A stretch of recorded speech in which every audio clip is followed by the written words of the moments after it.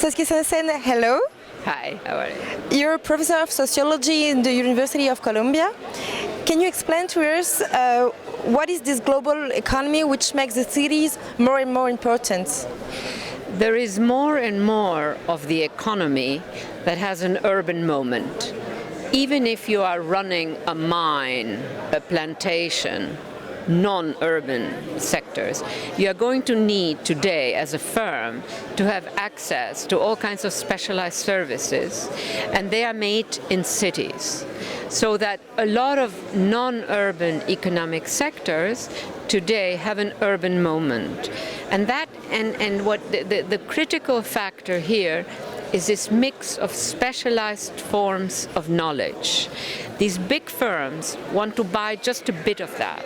So there's a networked intermediary economic sector. That is the heart of the global city production function, if you want, right? What are the characteristics of global city? What is the difference, for example, with supervilles or world cities? Well, when I developed the notion of the global city, I was thinking about an analytic construct that has two production functions. One is economic and one is political.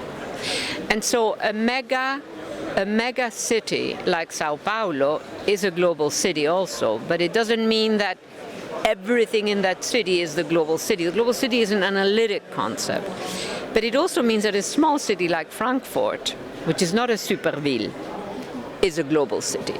So the global city is a different term. It tries to capture something that is different from mega city, super city, world city, all of those other terms, which are vaguer terms. They just go about the size of the city and the power of the city. So, and I argue that with globalization, as firms operate globally, they need this intermediate economic sector with multiple forms of specialized knowledge. Chinese law, Mongolian accounting, French law versus...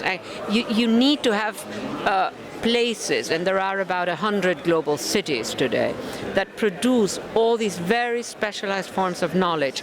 No firm wants to hire all of those people and have them as employees, so they buy these services. That is why the critical production function of the global city is this intermediate, firm to firm, very specialized, networked, small, specialized accounting, lawyering, digital technology firms, etc., etc.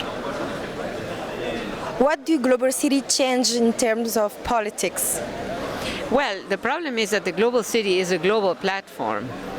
So if you think of global finance, it's everywhere, right?